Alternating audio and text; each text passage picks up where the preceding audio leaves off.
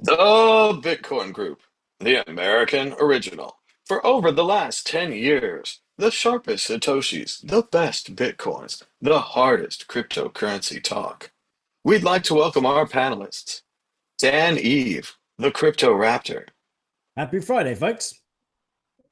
Victoria Jones from Satoshi's Page, Hello, hello, everyone. and I'm Thomas Hunt from the World Crypto Network. Moving on. The price of Bitcoin is down 1.93% in the last 24 hours, with a high of $121,050, a low of $117,400, and a last of 117,530, with a volume of 292 Bitcoins changing hands. According to Cointelegraph.com, the Bitcoin Golden Cross that sparked 2,000% Bitcoin gains is already here. Bitcoin bulls are salivating as the 2025 Daily Golden Cross starts to deliver classic Bitcoin price gains. In the past, these gains have exceeded 2,000%. Just check out that chart. As you can see, according to Merlin, the Trader X, once Bitcoin does the whittle wiggle thing, it goes up 139%, 2,200%, 1,190%, and then question mark percent. What will happen next with the price of Bitcoin? Of course, if you've already been following at techdev_52, you know that he's been predicting this for a long time, both the vertical breakout of Bitcoin and the upward trend in the altcoin market, which is also skyrocketing. Be sure to push the thumbs up button down below. We are going live from Barcelona. Dan Eve, what do you think about the price, and the price of Bitcoin? Oh, well, price is obviously beautiful, and we were experiencing like the all-time high, I think, off a catamaran in Mallorca, which was pretty sick. The 2,000%, right, though, that's pretty hardcore. It would be amazing if we saw that, but from say 100K, that's going to take us to what, 20 million or something, right? That's 20x. Is that no 2 million? Oh yeah, it's a lot. It's a lot. 2 million a Bitcoin, which would be cool. I'd like to see that this bull run, but I think the weird thing is that, like, when we're chatting to people, like in Mallorca blockchain days, the general sentiment was like, it'd be great if we hit a million and stuff like that, but realistically 250K is probably like more the region, right? And some of the people, like, we were talking about our old stories and how we got into Bitcoin, like the first Bitcoin you bought, etc. And not that you still have it, because you used it for stuff and paying for things and all that, and using it on certain marketplaces and fun things, or not fun things, and well, fun things, but cool, safe things. But anyway, so I like don't think someone was. anyone ever bought anything fun with Bitcoin ever. No, exactly. It was just for stacking, of course. Yeah, but no, back in the early days we used it, right? But then people were saying, like, when you bought, like, because I bought my first for like $75 and then immediately lost it on Bittrex trading in the casino for like Supercoin and all sorts of other crap. But but they said, like, what was your price prediction like when you first bought it? And I was like, I would have been happy with $100, and it's like every time the bull run hit, you wouldn't be able to. And even being in, like, quite early with, I was 2013 when I heard about it, but just the price just always blew your mind. Like, it always blew your mind at the end of the bull run, the peak price. So I'd like to see, like, obviously the 250K is almost like a conservative estimate now, but I want the mind blowing would be pretty much, 500,000. Anything higher than that. And it does do it. It does do it every bull run. It blows your mind as to how far it can go. So let's see how far Bitcoin pushes it now. I've heard enough talk of this low end, 130, 150, 250, right? 250 is now a pedestrian Bitcoin prediction. If you look at 2,000% and you stack that on there, we're talking 2 million. We're talking 3 million. And I hate to quote and agree with Samson Mao, even though I think he's a cool guy, but maybe Bitcoin just takes off. Maybe all the things we've been saying for 10 years plus and everyone else out there has been saying for even longer. just happens overnight and we go to 1 million, and then they say, whoa, that's not enough. 2 million, 3 million. And then we dip. We dip back to 1.5 or 500K, which by then will be called a crash. Bitcoin will crash to 500K. Victoria Jones, all of the bullishness is in the room. Do you agree? Anything's possible with Bitcoin. Nothing would surprise me. So, I've been around too long now. I've seen, I mean, I remember in 2017 when I first got into, well, I was a year into Bitcoin by then, but, just watching the price rise at the end of 2017 was just remarkable, and life-changing for, many people who'd been involved in it. So, yeah, and of course there are people who've only become involved in Bitcoin recently. I'm sure they're all looking forward to the point at which they experience a similar thing. So this could be your moment, guys, or maybe not, because anything could happen in Bitcoin. You just don't know. But I can tell you from first-hand experience, it's very exciting when it happens. And I remember in stocks or bonds, you could go an entire year and get 5%. You'd be a genius if you get 10%. So these Bitcoin returns that we're potentially talking about, which again, at your own, not investment advice, blah, blah, blah. If it doubles, if it triples, that's 200%. That's 300. The extreme, we're talking about 2,000. But of course, we're traveling. We weren't able to bring the Magic 8 Ball through customs, but we have magic8ball.com for you. Dan Eve, will the price of Bitcoin be higher or lower this time next week? Hiya. Victoria Jones, higher or lower? Yeah, we could be on a roll, maybe higher. I've been bullish. I've been following tech dev. I've been trying to hodl what little I have left, as Dan said, after spending so much of it at conference after conference. And now we will ask the Magic 8 Ball, will the price of Bitcoin be higher this time next week? It is decidedly so. It is decidedly so. Moving on to our real, oh, of course, well, we haven't been around the Bitcoin group for a while, and we'd like to apologize. We missed 2 weeks ago. It was the 4th of July holiday in the US, and we missed last week because we were at Mallorca Blockchain Days. We had a great time. Everybody was there. Tomas was speaking about Electrum Wallet, and Dan was rapping about Noster and ETFs and Bitcoin, even NFTs. There was also some news about Bitcoin Jesus. No, not that one. Not that one. Ah, that one. Ah, yes, that one. And sometimes this one. Roger Ver, unfortunately, is still stuck in Spain for another year. Unfortunately, we were unable to see him at the conference. Last year, he seemed pretty interested in letting me interview him about his first computer, but I haven't been able to pull that off since. Roger Ver is estimated to have perhaps 400,000 Bitcoin, which would be $40 billion. The US government is estimated to be asking for somewhere between 40 and $400,000 based upon the exit tax in the United States, which you have to pay if you leave the country with a large amount.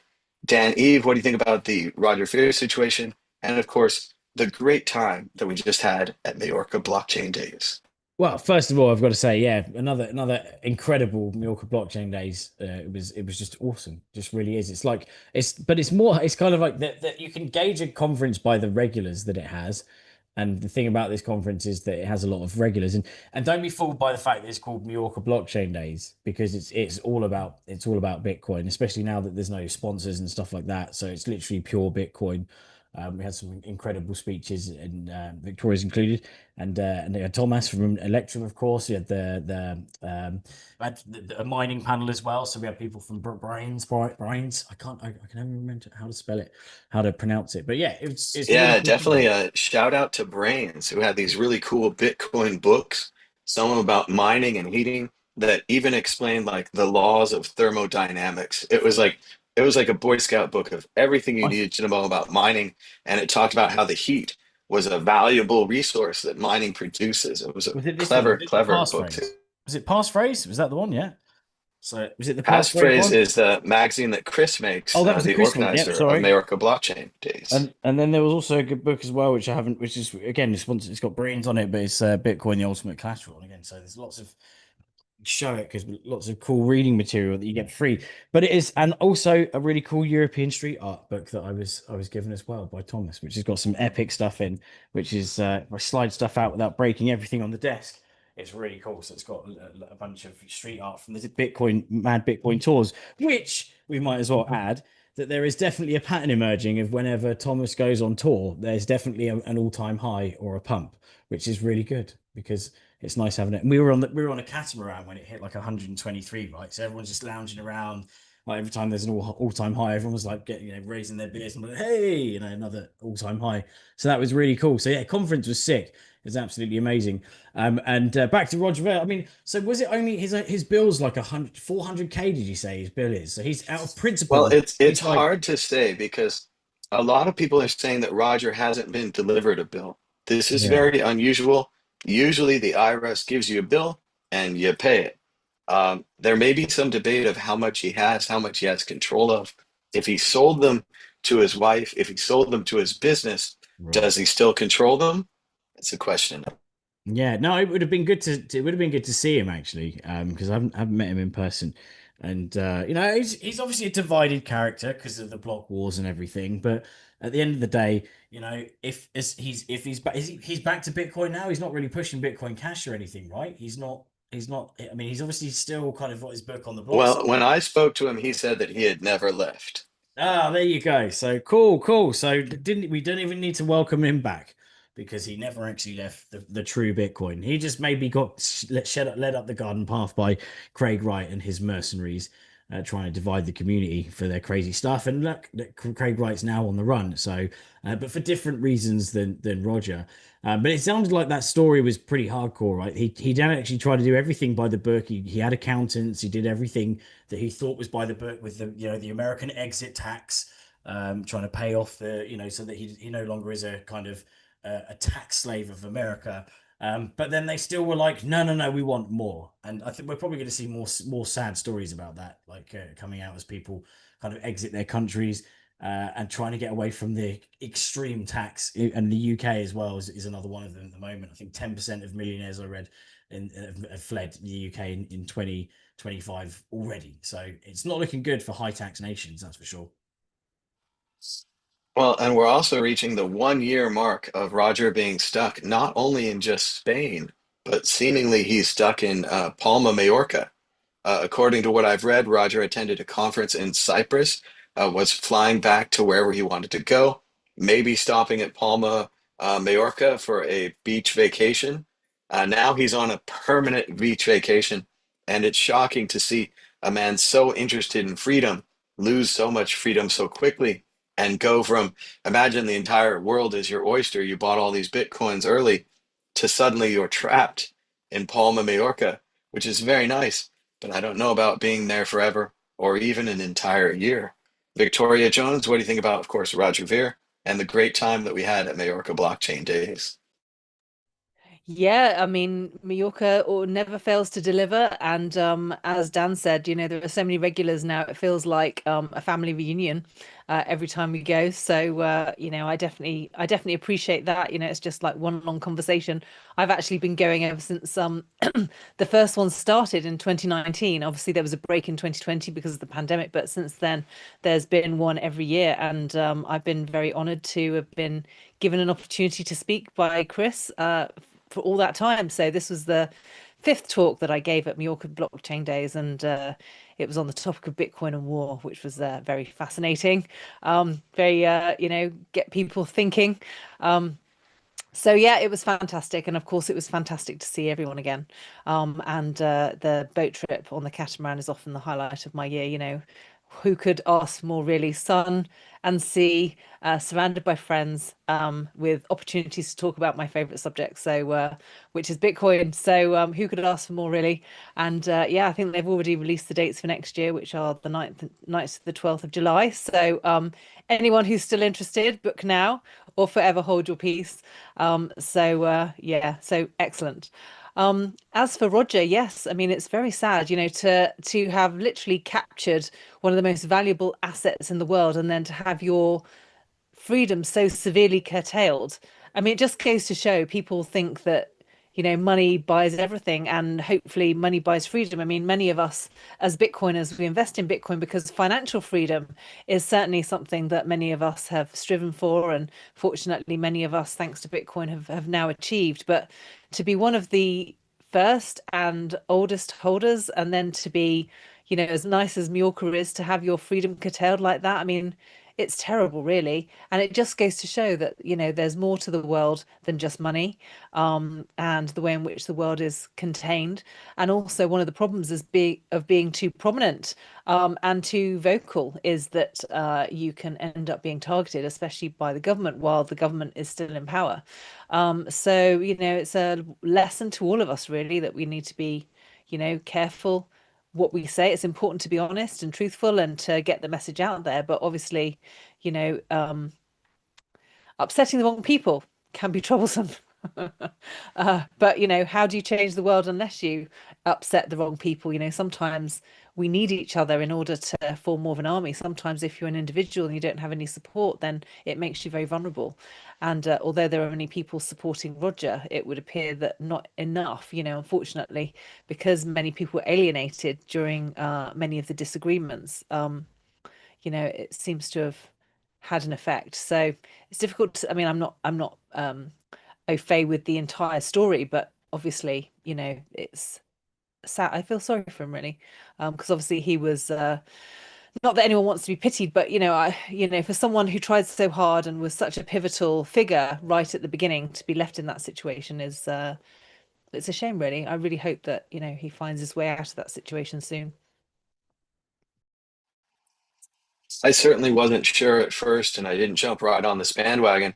Obviously, I think Elon Musk's tweet reply to him was very negative and very shocking and surprising coming from, I believe, a South African citizen, not an American citizen, as Elon so harshly judged Roger, saying membership had its privileges, but maybe it's time for a free Roger movement. I know Trump has done a lot of things. He's done free Ross. He's got, as we'll talk about soon, the stablecoin legislation through. Not really my dream, but cool. Maybe it's time to free Roger as well. And let's couple with that. Let's get rid of the exit tax too. That doesn't seem very American. Seems anti-MAGA, telling people they're going to keep you here, take away your liberty, tax you when you try to leave. I don't think very many Americans even know that there is an exit tax. So if we're going to get rid of the estate tax and all these other taxes, let's get rid of this exit tax too. Sounds good to me. David Bailey, get right on that. We'll see how that goes. Let's move on to the next story here. Issue one, Pump.Fun raises $600 million dollars in 12 minutes as the Pump tokens fully sell out. As we've seen before, Pump.Fun is selling tokens about their product, which is a way to buy altcoins.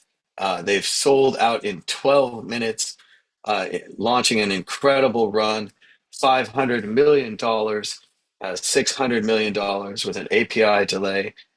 Just an incredible sale. We often talk about how Ben's projects, Josh projects, my own projects can't seem to raise a thing. But this Pump.Fun raising money like crazy. As far as I know, no pump tokens ever really gone up. They all go up and go down. I don't know if people really make money on there. Maybe if they're really smart and quick, they do. But Victoria Jones, what do you think about Pump token and $600 million dollars in 12 minutes? Oh, it's just insane, isn't it, really? And it just goes to show that the altcoin market has still has legs, but only if you're in the right sector. And judging what the right sector is and what influences it is really, really tricky. I mean, I typically I've stayed away from the altcoin market, but clearly there's crazy stuff that goes on over there. And it's a casino, and clearly someone has figured out how the casino works and has managed to make a nice tidy profit.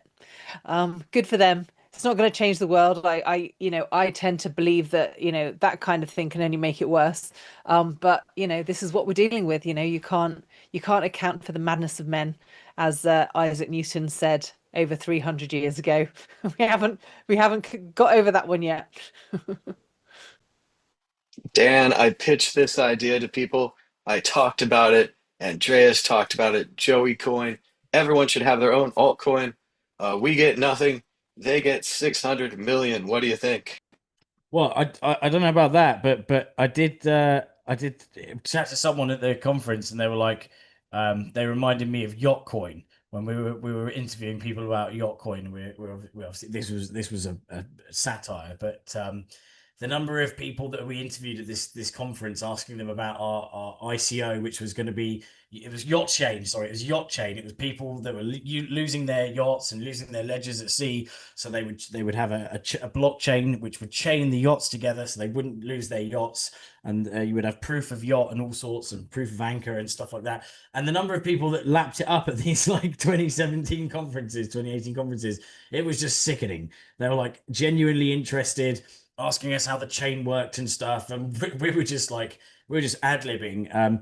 But yeah, you can sell anything with a bit of marketing. And Pump.Fun, it seems like they've tanked a little bit, right? The it seems like there was a huge kind of pump. I don't know what market cap it reached, but it's back down to about 4.3 billion market cap. And it's down about 20% over 24 hours, and seems like it's not doing too well. But at the end of the day, um, it's a meme coin factory, and people seem to love that. I know it's banned in the UK at the moment, so you can't actually go on Pump.Fun. I think that was part of the issue was that crazy suicide that happened, and some other awful events that made them drop and ban Pump.Fun, which you kind of you can kind of understand, because some of these things become a runaway train. Like one of the concepts that we were discussing was for the few people was about AI, and the fact that there's tokens out there that are trying to decentralize AI, and the problem with that is that you have Bitcoin. We are so proud of Bitcoin that can't be cut off because it's a decentralized network. You'd have to shut down all the miners, and miners will just pop up elsewhere. And if the miners shut down, you have GPUs farms that pop up, and it really would become a whack-a-mole game, that would be impossible to actually shut Bitcoin down.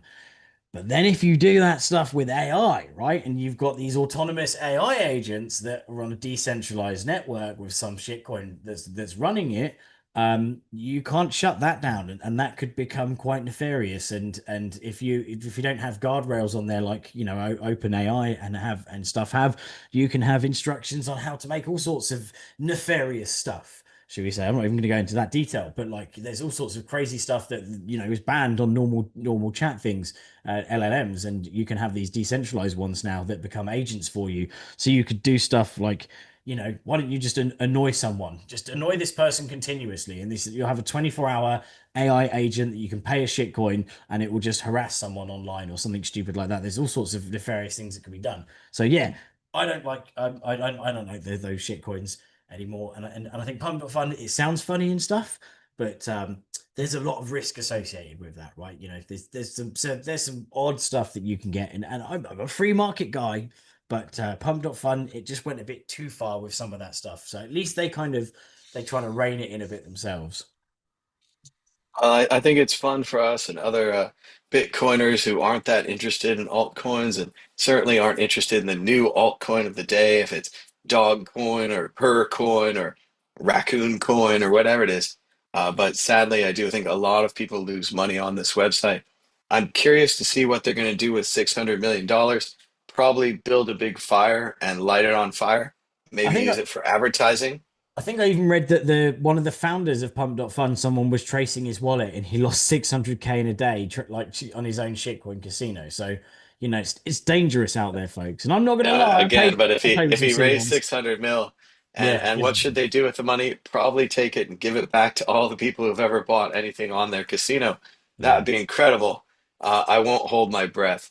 We'll see how this turns out in the future, but for right now, it's just another one of those really huge raises, which seems odd because, like you say, Dan, it felt like we're already over this. Like everybody kind of knows now. Anything on Pump.Fun, probably a ripoff. If you don't see the mark at the table after half an hour, yeah, you're probably the mark. And I think a lot of marks are coming into that casino. yeah. But it's a huge raise. We had to mention it. We'll keep an eye on that story as it develops. Moving on to issue two, crypto hacker who drained $42 million from GMX goes white hat returns the funds in exchange for a $5 million bounty. Seems like an excellent deal for GMX. They get the money back. The hacker gets 5 million. Victoria Jones, what do you think about the hacker going white hat? Well, it's always better when people get the money back, don't they? Even if it's, something's better than nothing. And yeah, I mean, if it can be set up in such a way that people can be rewarded for being honest, that's always better. And obviously, I think traditionally many hackers have seen it as their role to kind of spot the weaknesses, because in doing that, it's actually a service to the network, because then it gives people an opportunity to overcome that. And so actually, I don't think white hat hackers is that unusual. There have definitely been situations in the past where people have, given stuff back in exchange for a bounty, and that's still preferable to someone just disappearing and they're not telling anyone, how they actually broke into the system. Clearly, it's better that these systems aren't hackable at all. That's what we're striving for. But in the absence of that, yeah, I'm happy to support development and rewards for people who are honest. According to the support ticket, it says the exploit was a re-entrancy attack, a type of hack that affects smart contracts by taking advantage of a vulnerability presented when a smart contract makes a call to another before updating itself, leaving open the possibility for an external malicious contract to enter in. I think it's a very smart move by GMX to offer the bounty. I think it's a smart move by the hacker to take the bounty. We've talked before in the past about certain hacks like Bitfinex or what have you, and how they never seem to get the money, the hackers. They're always chased forever. Whereas this hacker, by going white hat, helping them fix the problem, giving back a large portion of the funds, gets the money free and clear. As far as I can see, their next problem is likely with their own government. Good luck with that. Dan, Eve, what do you think about the GMX hacker giving back the funds?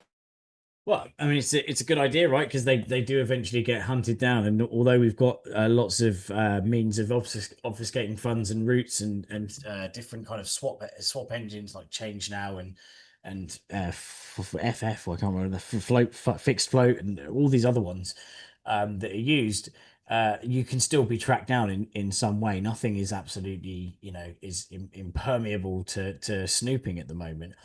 Plus, a lot of the exchanges and platforms, the certainly the larger ones where you need the volume to be able to trade, they are happy to go along with the with investigations, right? Because they don't want their funds used for money laundering and that sort of stuff, and so they're quite happy to cooperate when people are investigating. Like, I think it's Zach XBT or Zach, yeah, Zach XBT does quite a lot of these traces. He's very popular on Twitter with tracking these funds, and he's got some really complex methods of figuring out how these funds flow and where they go.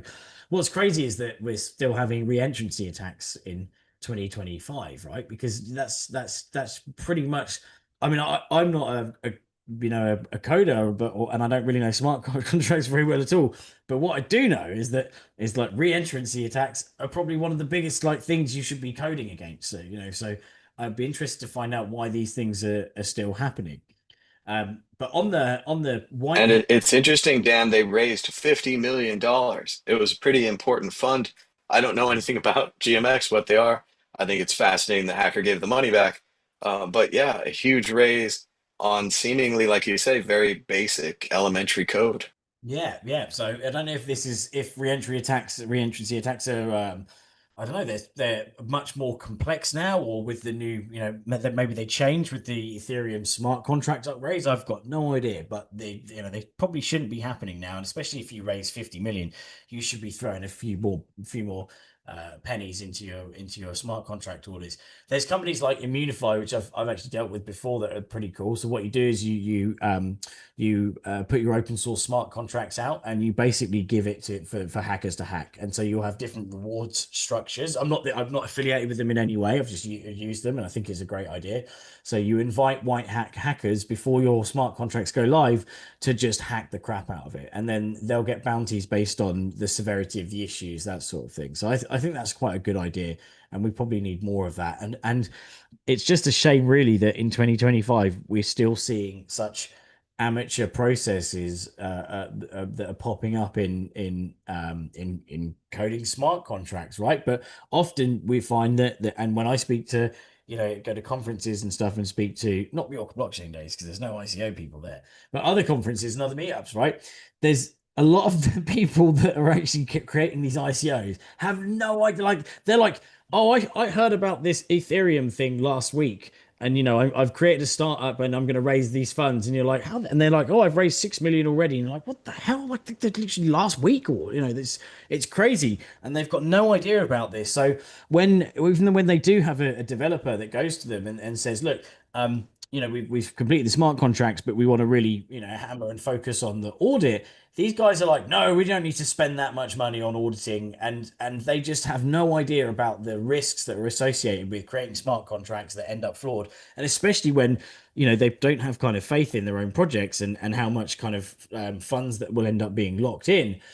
So they're like, oh, we don't need to spend that much, and they have a smart contract that goes out, it goes wild, there are lots of funds locked in.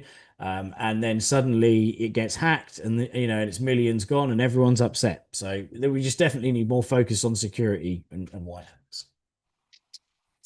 It is fascinating, but not surprising, Dan, given the size of the internet, to see so much money flow into bad, technically poor projects where money that people are investing and they think they're smart investing go into dumb contracts.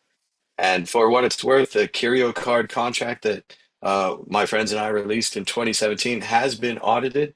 And so far, there seems to be no problems. Shout out to Rhett Creighton, who coded the Curio cards contract seemingly flawlessly on the first attempt. Way to go, Rhett. Moving on, check out worldcryptonetwork.com.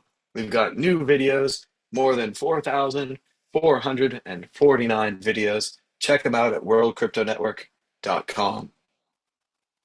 Issue 3. Trump says that crypto regulation bills that failed to advance earlier now have the votes to move forward. And he was correct. A crypto week win. Congress passes first major crypto legislation in the United States with the Stablecoin Act passing the Genius Bill, which spells out something about stablecoins. And Crypto Week has passed and will go to the president for his signature. The bill stands for Guiding and Establishing National Innovation for U.S. Stablecoin. I don't know what it has to Bitcoin or how it lines up with anything that anyone paid for in Bitcoin, but it's going to make the way for BlackRock, Amazon, Walmart, and others to issue their own stablecoins and presumably make lots of money from the fees. Additionally, the president is, quote, set to open U.S. retirement market to crypto investments. Sounds like a very good thing. Of course, the company BlackRock is expected to make most of the fees, as their plans are to continue to sell retirement advice and so forth to the American people. Victoria Jones, what do you think about the pass of the Genius Act and the presumed opening of retirement accounts to crypto investing? Yeah, there are a lot of people who see this positively because, of course, the Democrats were very focused on banning crypto. Um, My issue with it is the focus on stablecoins, because although the same act banishes CBDCs, ultimately stablecoins are CBDCs by another name. If the dollar is a central bank currency. And so if you've got stablecoins valued against the US dollar, okay, they can allow lots of different companies to make stable coins, but if the dollar's being manipulated and everything's pegged against the dollar, then you've got a CBDC by another name. It's just that, they're programming the dollar rather than the stable coin. And who's to say, if they allow that to roll It forward. sounds magnificent. You could link your stablecoin up to a government that prints money that inflates the coin. So, what is stable about that coin? Only that it matches a dollar, not that it matches like a dollar worth of bread or a dollar's worth of gold or a dollar's worth of eggs or anything.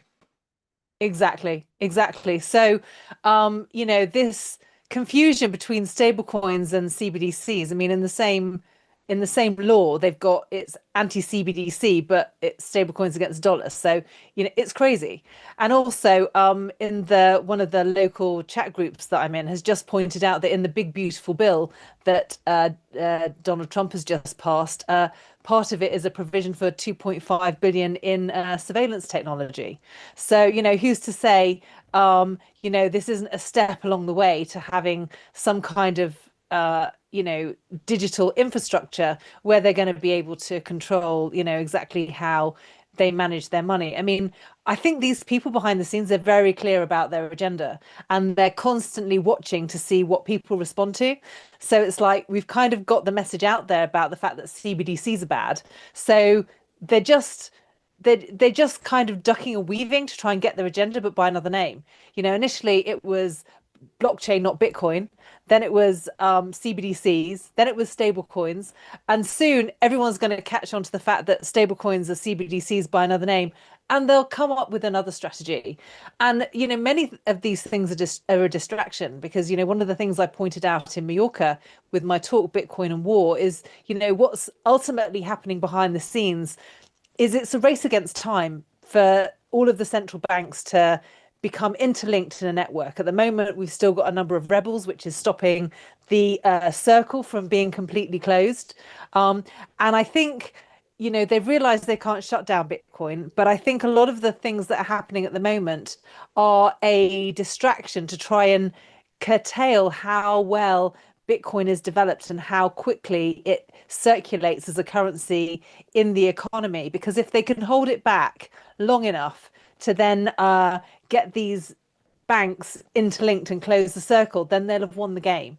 And it's, not many people are talking about this. This is actually the battle that's going on. Many people assume that Bitcoin is a mathematical inevitability, and it would be if it wasn't for the fact that the banks have got this strategy that been building for 400 years, and they're in the 99th hour. That they're in the very last minutes, the last few seconds. One of the holdouts was Syria, who in June finally agreed they finally capitulated and they're going to make their first SWIFT payment. And just 3 days later, they bombed Iran, who is another one of the central banks who's holding out from becoming part of this interlinked SWIFT system. So, that's the real danger. And the longer people can hold off with this narrative of the fact that Bitcoin is digital gold and it just needs to be held in retirement accounts. All of that is keeping away this agenda. What we really need is Bitcoin circulating in the economy as a currency.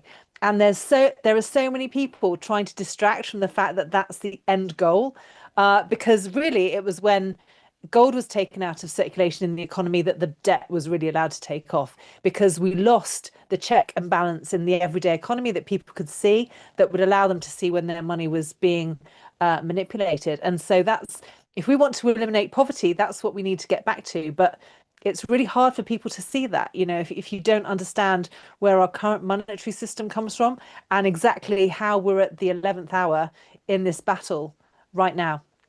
So if you want to know more about that, anyone who's watching this, I'm going to be producing the video of my talk from Mallorca on Sunday, which will be available on my YouTube channel. And you can see exactly what I'm talking about. But yeah, I mean, ultimately, this is the problem. It's very nuanced. My daughter studies economics at school, and she filmed the talk for me. And I said to her, "Are you learning anything like this at school?" And she studies economics, history, and maths. And she was like, "No, not at all." So, it just goes to show so much of our history is hidden from us, and how worthwhile it is to understand, exactly why we are at the point we're in history and in order to really understand what the battle is right now. But yeah, so I'm not impressed by this bill. You know, you have to know what you're dealing with. I don't trust any of these politicians. The Democrats can't be trusted, the Republicans can't be trusted. You know, Bitcoin gets rid of all of them. You know, the world will be very different and we'll need new forms of regulation once Bitcoin comes in. And quite frankly, I can't wait for it. We need to get there sooner rather than later. And they can check that out at satoshispage.com or on Victoria's YouTube channel, likely of the same name. It's interesting for me how the Libertarian Conference, the Bitcoin Conference, the free Ross, and the regulatory clarity all turned out to be, like Victoria said, a way for the US dollar to stay around. Are you going to sell your oil for Bitcoin? No. Sell your oil for a stable coin linked to the dollar. I'm not saying the US wins all the time, but it sure seems like the US wins all the time. However, like Victoria said, the Trojan horse is still out there. Bitcoin as a currency that competes with the US dollar. The idea is still alive, but we now have brought to you by BlackRock what they really want, as it says in this investment article from the Financial Times. Beyond cryptocurrencies, Trump's executive order will be helpful to the world's largest private capital groups such as Blackstone, Apollo, and BlackRock, which have pinned much of their future growth on investing money on behalf of ordinary retirement savers. And let's just say there's a large fork in the road, and one side is what we've been talking about for over a decade: self custody. Buy Bitcoin from an exchange, take it off the exchange, and custody it yourself. It is a currency, it is global and worldwide. You do not need the old system to use the new system. Or what they are offering, the old system again. Trust the brokers. Trust the brokers who have ignored Bitcoin for 12 years and told you not to buy it. Trust the brokers who have made your family office negative percentage gains on Bitcoin. They should be the ones to hold your Bitcoin. There should be no Bitcoin as a currency. You shouldn't even consider it. Even if you're wealthy, just let Blackstone and Apollo and BlackRock, companies I've never even really heard of, they're obviously huge. Let them hold your Bitcoin and let them get those sweet, sweet fees they can charge you on Bitcoin on top of the normal Bitcoin fee to send it around, or the Lightning Network. Ignore all these technologies, pretend it's a stock. We'll see how long this lasts, 5 years, 10 years. It seems absurd. But again, it's going to take a long time for these rich people who might not necessarily have access to this information here on Friday, July 18th, 2025. But someday they might watch it and then they'll write this down, hopefully. Dan, Eve, what do you think about the idea? Stablecoin legislation and now investment funds and retirement funds being invested in Bitcoin and cryptocurrency, of course. Well, I'll start quickly on the retirement funds. It's kind of a shame they've popped in at like 120K, right? Because like there's going to be, by the time that legislation goes through, there's going It's to like be. we told you and we told you and we told you and we told you, and then Yeah. now they're here. Yeah, and we don't know how much the price is going to pump, but it's going to go up and it will probably come back down again. And there's going to be a lot of people that through the kind of cascade effect of, by the time they actually hear about the fund and actually transfer their pensions over and stuff, they could be hitting it at the peak, and then you'll have a lot of really upset people who bought Bitcoin at the periodic all-time high, and even though it's a pension and it's long term, etc., they might not have the foresight to be like, I'm going to rock with this until I actually retire. They'll end up selling out of those funds that are tracking Bitcoin, and Bitcoin will have its inevitable little slump after it hits an all-time high in, say, October, or I'm not that I'm predicting that, but like kind of based on previous patterns. And then they're going to be all upset about Bitcoin and hate on it again, and then they probably won't buy it when it goes a lot lower. And so I just think it's always like right at the bad time that people actually start to move on Bitcoin, and we start to get legislation on Bitcoin, and companies start to move and be open on Bitcoin. It's the point where the price is absolutely caning it and it's talked about, and so then they make the legislation, then they ease the rate of the railroads, and yeah, the trains end up crashing a bit, because people aren't used to those massive dumps, right? We've seen it before. We've been here since, like, we get 80% drops in a matter of days, and it's nothing. It's skin off it's skin off a duck's back, water off a duck's back, whatever. But for people that have put their pensions in it, if they buy the top, they're going to be really upset when it does drop. And let's just hope that they hodl their pension. And for the other thing, the one thing that was interesting about I like the anti CDBC thing about the CBDC thing about the bill. But it does, like, the way I kind of interpreted it, and I've asked. I'm not gonna lie, no, I've got to use a bit of AI to interpret it because I can't read these bills. They're but it does kind of seem that although Congress is kind of the ethics clause in there covers Congress, it doesn't quite cover Trump and his family from like world liberty, financial stuff, and that sort of thing. So that could be seen as a negative, and we've obviously got names like Elizabeth Warren, bless her, American Indian socks. I'm joking. She's obviously not too happy about it, and quite rightly, because there shouldn't be clauses that cover certain. Everyone should be abide by the law in the same way, and it does seem like there's a kind of a bit of a loophole there for the Trump family. So let's just hope there's no more kind of meme coins that tank and lose people money and suck money out of poor Pump.Fun people again. Well, I'll just watch out for the Pump.Fun. Make sure that you don't make a list. There shouldn't be any lists of Pump.Fun tokens that you should or should not invest in, or any lists at all. There are no lists. All right, we're running out of time. I just want to again say a shout out to Mallorca Blockchain Days. We all had a great time there. Shout out to Chris and Andre and Alicia and Mike and the rest of the organizers and everybody who worked hard and probably lost money to set that thing up. If you want to go next year, it's a great time. We stay at a hotel right by the water. It's super fun. Have some speeches, talk about Bitcoin. Good times. But Dan, Eve, do you have a story of the week or a prediction? Go ahead. So my story of the week was that I kind of made it a bit of a surprise that I was going. So although I did more of a talk this time than like it was a talk and a kind of set where I was singing and rapping and stuff, and did the new song, which I was really quite happy with how I nailed it, actually, because it's a lot of words in a short space of time, and I'd have to take a lot of deep breaths. So I was really happy with it. I kind of tried to do a different kind of mix up, where it wasn't just like going on stage and just talking. I tried to give like my story about how sometimes in life, you get defeated by stuff, and bear markets are obviously something that really does defeat us sometimes. We're obviously in a bull market right now, but if you've been in anything from 21 onwards, there are dark times, right? When Bitcoin went down to what, 15K in 2023, right? I kind of try to give a bit of a fun spin on it, and how I got into Bitcoin and how I end up having to sell it. I lost a bunch because of the 2014 bear market, and then I got mugged as well at the end of it, and I lost a bunch of teeth, and then I kept on going. And the message is, just keep fucking going.